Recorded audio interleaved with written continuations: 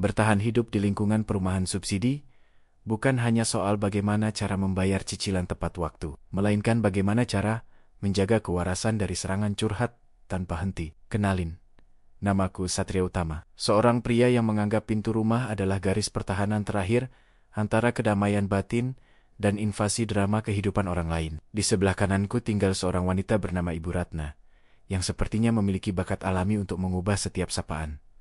Selamat pagi menjadi monolog penderitaan sepanjang 3 jam. Ibu Ratna adalah tipe tetangga yang merasa bahwa seluruh dunia harus tahu betapa suaminya kurang peka dan betapa anak-anaknya lebih memilih gadget daripada mendengarkan petuahnya membosankan. Strategi pertamaku sangat sederhana. Aku memasang CCTV palsu di atas pintu, berharap orang-orang akan merasa diawasi dan membatalkan niat untuk mampir hanya demi mengeluh. Namun, bagi Ibu Ratna, CCTV itu justru dianggap sebagai mikrofon tak terlihat yang siap merekam setiap keluh kesahnya agar bisa didengar oleh audiens yang lebih luas. Aku mulai mempelajari pola gerakannya, mengintip dari lubang kunci sebelum berani memutar gerandel pintu, memastikan tidak ada sosok dengan daster bunga-bunga yang sedang berjaga di pagar. Hidupku kini mirip seperti narapidana yang mencoba melarikan diri dari penjara dengan tingkat keamanan paling ketat. Hanya saja sipirnya adalah seorang ibu rumah tangga yang hobi membawa piring berisi gorengan sebagai umpan. Gorengan itu adalah perangkap, sebuah suap visual yang jika kau terima, maka kau secara otomatis menandatangani kontrak pendengaran setia selama matahari masih bersinar. Ironinya, Ibu Ratna seringkali mengeluh tentang betapa berisiknya tetangga di blok sebelah, padahal suaranya sendiri sanggup menembus tembok bata ringan yang tipisnya tidak seberapa ini. Dia memiliki standar ganda yang luar biasa. Dia benci orang yang suka ikut campur. Tapi dia tahu persis merek sabun cuci piring yang aku gunakan karena sering mengintip jemuran belakang. Suatu hari, aku memutuskan untuk menggunakan taktik tuli sementara dengan memakai headphone besar setiap kali aku harus menyiram tanaman di depan rumah. Aku berpura-pura sangat mendalami musik klasik, menggeleng-gelengkan kepala dengan penuh penghayatan. Padahal, headphone itu tidak mengeluarkan suara apapun, agar aku tetap bisa mendengar langkah kakinya. Strategi ini gagal total ketika dia tetap berdiri di depan pagarku, memberikan isyarat tangan yang sangat mendesak, seolah-olah ada berita kematian yang harus segera disampaikan. Ketika aku melepas headphone, dia hanya berkata, "Mas Satria, tahu tidak kalau harga cabai naik Rp500 di pasar bawah? Pemerintah ini benar-benar tidak peduli pada rakyat kecil." Aku hanya bisa tersenyum kaku, menyadari bahwa baginya, kenaikan harga cabai adalah kiamat kecil yang harus diratapi bersama tetangga yang sebenarnya sedang sibuk memikirkan tagihan listrik. Keanehan perilaku sosial ini membuatku berpikir, apakah manusia modern memang sebegitu kesepiannya, sehingga mereka harus memaksakan tragedi kecil mereka ke dalam telinga orang lain. Aku mulai menyusun rencana yang lebih ekstrem, yaitu operasi kamuflase semak, di mana aku menanam tanaman rambat yang sangat lebat agar wajahku tidak terlihat dari jalanan. Aku merasa seperti agen rahasia yang sedang bersembunyi di balik dedaunan, memangkas ranting dengan gerakan sangat pelan agar tidak menimbulkan bunyi yang memicu rasa ingin tahu Ibu Ratna.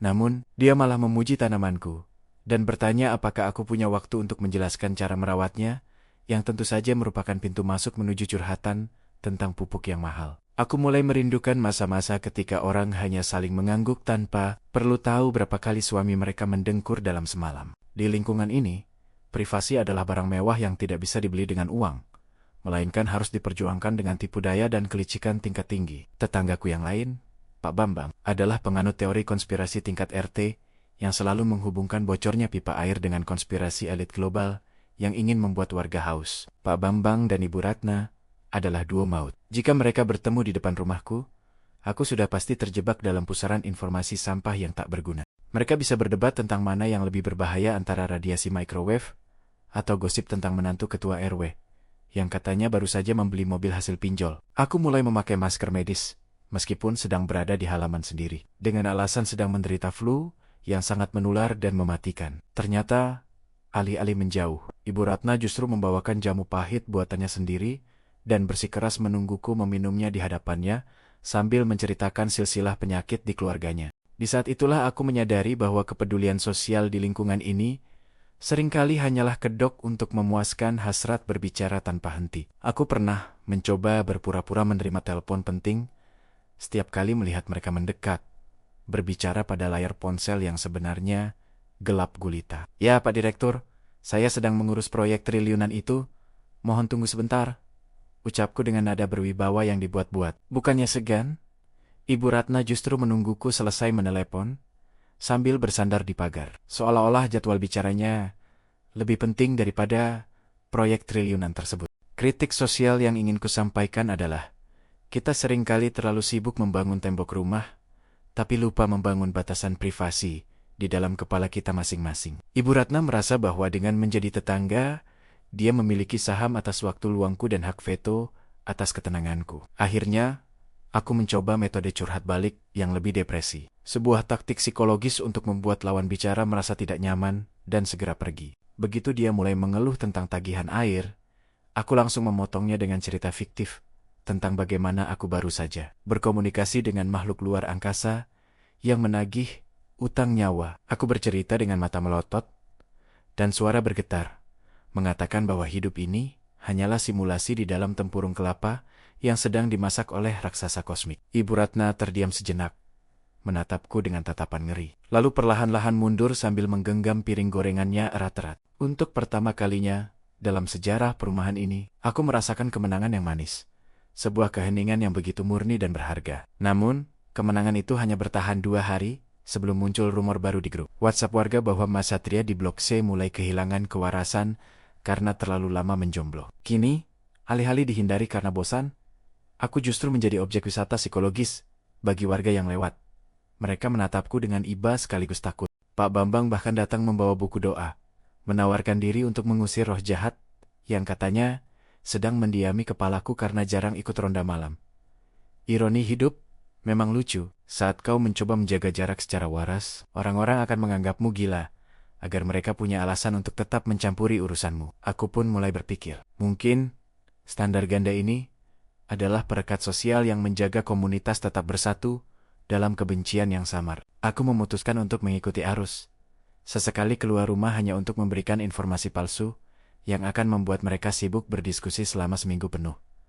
Tahu tidak, Pak Bambang, katanya tiang listrik di depan itu sebenarnya adalah antena rahasia untuk memantau pikiran kita, bisikku saat kami berpapasan di tukang sayur. Mata Pak Bambang berbinar. Dia segera mencatat hal itu di buku catatannya dan dalam sekejap, Ibu Ratna sudah tahu bahwa tiang listrik itu bisa menyebabkan kemandulan. Dunia ini memang panggung sandiwara, dan aku baru saja mendapatkan peran sebagai sutradara di balik layar kekacauan informasi tingkat kelurahan. Kadang-kadang aku merasa bersalah karena menyebarkan disinformasi, tapi kemudian aku ingat betapa seringnya telingaku disiksa oleh cerita tentang kucing Ibu Ratna yang depresi. Komedi gelap ini adalah satu-satunya caraku untuk tetap bertahan di tengah masyarakat yang menganggap ketenangan adalah sebuah penghinaan terhadap kebersamaan. Pernah suatu malam, aku sengaja mematikan semua lampu rumah dan duduk di teras dalam kegelapan total, berharap tidak ada yang menyadari keberadaanku. Tapi Ibu Ratna tetap muncul, membawa senter dan bertanya, apakah aku lupa membayar token listrik. Lalu, dia mulai bercerita tentang betapa gelapnya masa depan bangsa ini. Aku hanya bisa menghela napas panjang, menatap bintang-bintang yang jauh, berharap ada lubang hitam yang cukup besar untuk menyerap suara Ibu Ratna. Tutorial menghindari tetangga ini sebenarnya tidak pernah berhasil sepenuhnya, karena variabel utamanya adalah rasa tidak tahu malu yang dimiliki oleh sang subjek. Kau bisa membangun benteng, tapi mereka punya tangga. Kau bisa memakai headphone, tapi mereka punya bahasa isyarat. Kau bisa pura-pura gila, tapi mereka punya rasa kasihan yang memaksa. Mungkin solusi terbaik adalah dengan pindah ke hutan belantara. Meskipun aku yakin di sana pasti ada monyet yang hobi curhat tentang betapa sulitnya mencari pisang yang tidak karbitan. Kritik terhadap perilaku sosial kita adalah betapa kita sering kali kehilangan empati asli dan menggantinya dengan formalitas basa-basi yang mencekik. Kita bertanya, apa kabar? Bukan karena ingin tahu, melainkan karena itu adalah pembuka untuk menceritakan kabar kita sendiri yang jauh lebih penting menurut ego kita. Ibu Ratna adalah manifestasi dari ketakutan manusia akan dilupakan, sehingga dia harus terus bersuara agar dunia tahu dia masih ada di sana, di samping pagarku. Sedangkan aku adalah manifestasi dari ketakutan manusia akan kehilangan diri sendiri dalam kerumunan. Sehingga aku terus bersembunyi di balik alasan-alasan yang makin tidak masuk akal. Suatu hari, Aku melihat Ibu Ratna duduk sendirian di depan rumahnya tanpa piring gorengan, menatap kosong ke jalanan yang sepi. Untuk sesaat, aku merasa ada sesuatu yang hilang.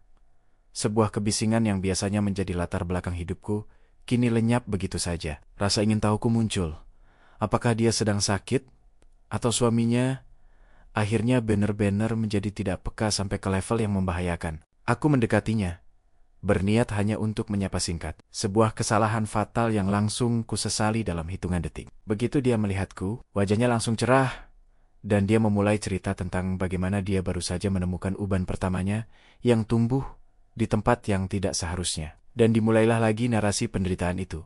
Sebuah tutorial hidup tentang penuaan yang disampaikan dengan kecepatan 100 kata per menit. Aku berdiri di sana, mengangguk seperti boneka anjing di dashboard mobil, menyadari bahwa aku telah masuk kembali ke dalam perangkap yang kubangun sendiri dengan rasa ibaku. Mungkin inilah ironi terbesar dalam hidupku.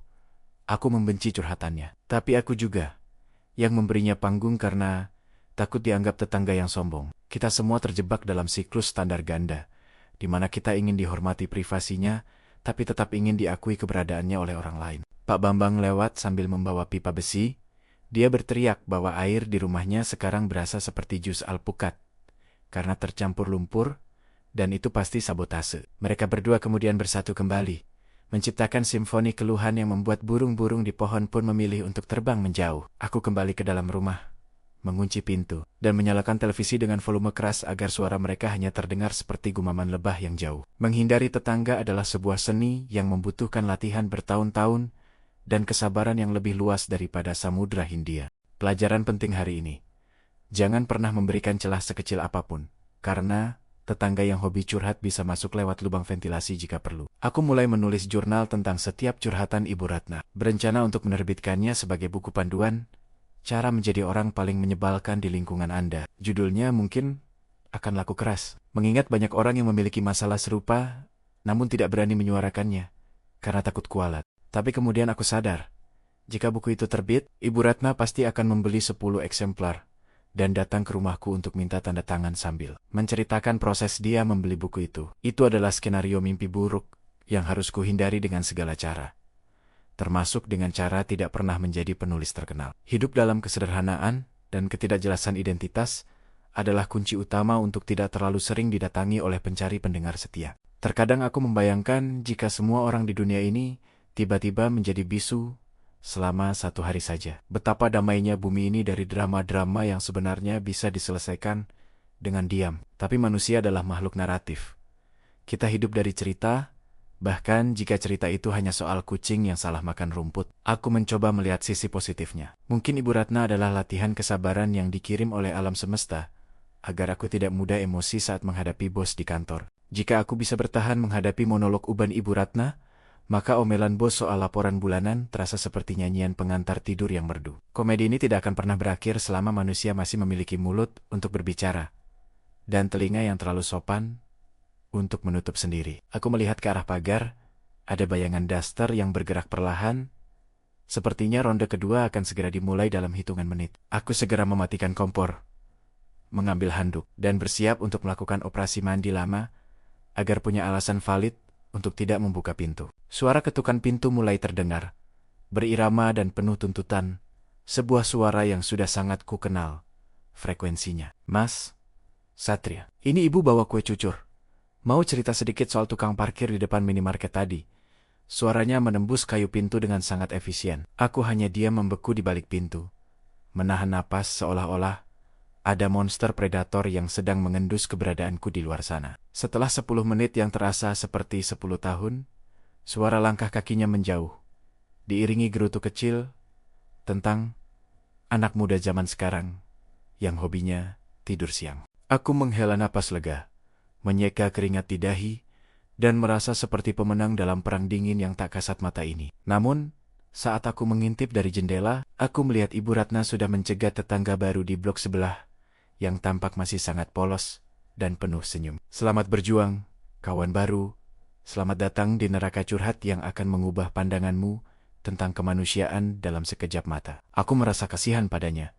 Tapi setidaknya, untuk sore ini, perhatian Ibu Ratna sudah teralihkan ke target baru yang lebih segar. Aku kembali ke sofa, menikmati secangkir kopi dalam keheningan yang mahal, sambil merenungkan betapa lucunya kita semua dalam drama kecil bernama bertetangga. Jangan pernah meremehkan kekuatan seorang ibu rumah tangga dengan piring gorengan dan sejuta cerita yang tidak penting. Akhirnya, naskah ini hanyalah sebuah satir tentang betapa sulitnya kita menjadi diri sendiri di tengah ekspektasi sosial yang seringkali tidak masuk akal. Tetaplah waspada, tetaplah jaga kewarasan, dan yang paling penting, tetaplah sedia headphone cadangan di setiap sudut rumah Anda. Karena pada akhirnya, menghindari curhat tetangga adalah tugas suci bagi setiap orang yang mencintai ketenangan batin lebih dari apapun. Demikianlah tutorial singkat nan panjang ini.